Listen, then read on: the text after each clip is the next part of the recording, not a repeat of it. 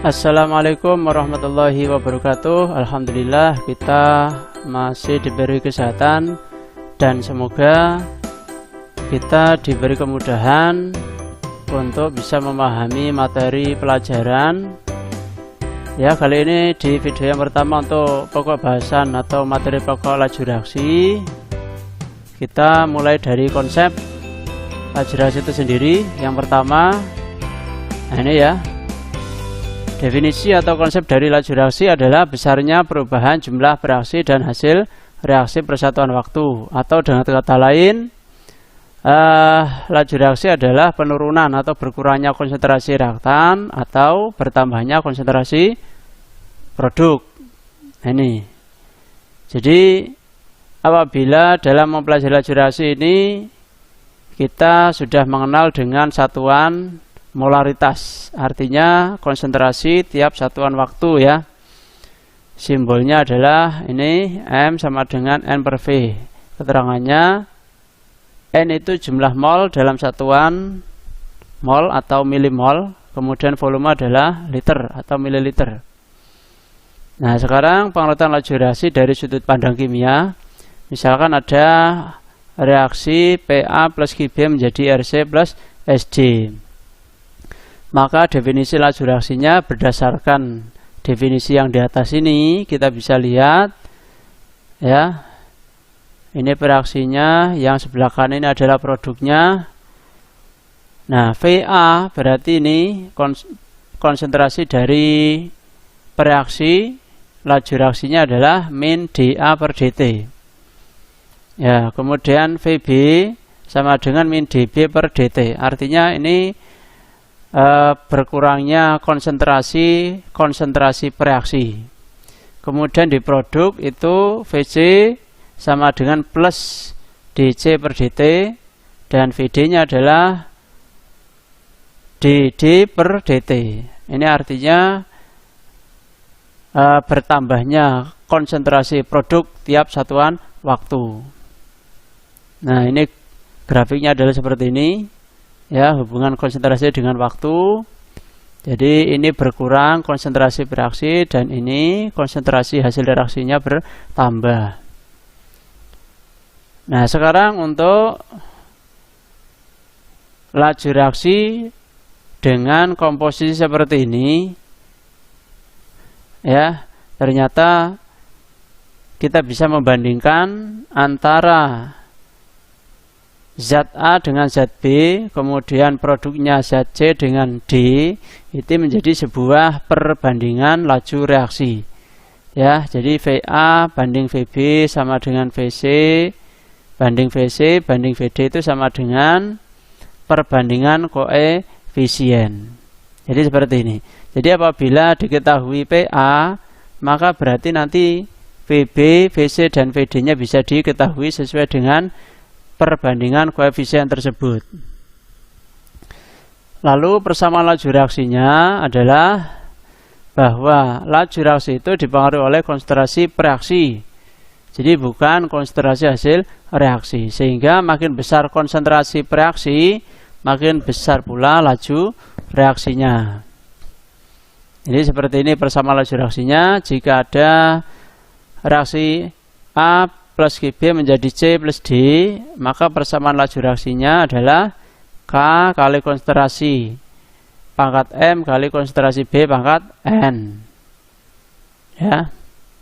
Dengan keterangan V-nya adalah laju reaksi, K-nya adalah konstanta laju reaksi, M dan E-nya ini adalah orde reaksi terhadap A dan B. Nah, ini kita masuk ke orde reaksi itu sendiri, bahwa orde reaksi adalah merupakan bilangan pangkat konsentrasi yang menunjukkan tingkat reaksi. Jadi orde reaksi dapat bisa berupa bilangan bulat positif atau nol, juga bisa pecahan. Nah, ini grafik daripada orde 0 dengan persamaan laju reaksinya adalah K kali konsentrasi A pangkat 0. Nah, ini ya. Jadi kalau pangkatnya 0 maka berarti sama dengan K itu sendiri. Jadi V-nya sama dengan K.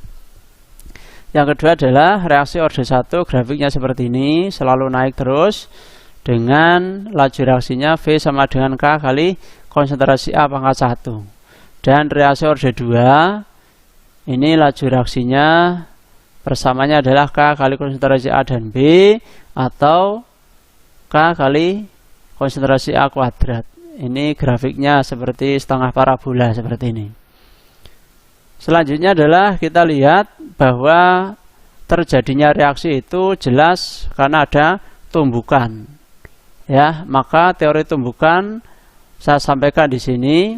Yang pertama adalah agar dapat bereaksi maka partikel-partikel bereaksi harus saling bertumbukan yang dipengaruhi oleh arah tumbukan dan frekuensi tumbukan. Kemudian juga ada energi aktivasi. Artinya energi minimum yang harus dimiliki oleh partikel bereaksi agar bereaksi. Ya. Jadi ketika energi kinetik partikel tidak melampaui energi aktivasinya, maka dikatakan reaksi tidak akan berlangsung. Nah, jadi faktor utamanya adalah energi kinetik yang nanti akan berperan. Apakah dia akan melampaui energi aktivasi atau tidak. Jadi seperti itu. Nah, jika energi potensial A dan B ini ya kemudian terjadi tumbukan, nah apabila dia melampaui daripada energi aktivasi, maka akan terjadi reaksi. Reaksinya akan berlangsung. Nah, seperti ini. Kita lihat penerapan dari teori laju reaksi dengan kita melihat contoh soal yang pertama ya.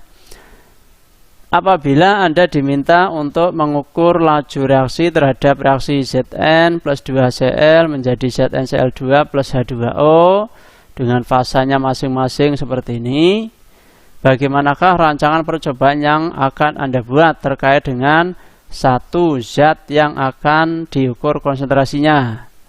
Ya, yang kedua cara pengukurnya atau pengukurannya, yang ketiga alat yang digunakan, dan yang keempat adalah cara kerjanya. Ya, kita lihat pertanyaan yang pertama, zat yang akan diukur konsentrasinya itu siapa? Nah, ya, zat yang akan diukur konsentrasinya adalah H2. Kemudian pertanyaan yang kedua tadi, cara mengukurnya bagaimana? Nah, ya, cara mengukurnya dengan menghitung volume H2 yang dihasilkan per satuan waktu. Oke. Nah, yang ketiga tadi alat yang digunakan itu apa? Iya, yang digunakan adalah untuk mengukur volume H2 yaitu dengan silinder ukur yang dicelupkan ke dalam gelas kimia yang berisi air. Dan yang terakhir gas yang dihasilkan yaitu gas H2 akan mengisi ruang di silinder ukur yang berisi air tersebut. Itu, jadi pengenalan pertama dari teori laju reaksi tentang tumbukan dan sebagainya ya. Yang kedua, ini contoh soal yang kedua. Mengapa laju reaksi banyak ditentukan dengan menggunakan konsentrasi awal bereaksi? Ya, jawabannya tidak bisa menentukan konsentrasi bereaksi saat reaksi sedang berjalan. Gitu ya. Selanjutnya tidak ada ada kemungkinan reaksi itu bisa berbalik arah, yaitu zat hasil reaksi kembali menjadi bereaksi. Ini mudah-mudahan bisa dipakai untuk memahami tentang konsep daripada laju reaksi. Contoh soal yang ketiga, jika reaksi A menjadi B merupakan reaksi orisinal, maka tuliskan persamaan laju reaksinya dan tentukan satuan tetapan laju reaksinya. Ya, jawabannya adalah persamaan laju reaksinya itu V sama dengan K kali konsentrasi A pangkat 0 seperti tadi yang saya sampaikan di grafik orde reaksi. Kemudian yang kedua, satuan tetapan laju reaksinya yaitu mol per liter detik, mol per liter detik atau molaritas per detik, nah, atau sekon ya. Jadi demikian yang bisa saya sampaikan untuk materi konsep plagiariasi. Mudah-mudahan bisa dipahami. Selalu semangat dalam belajar. Ada kurang lebihnya minta maaf. Saya akhiri. Assalamualaikum warahmatullahi wabarakatuh.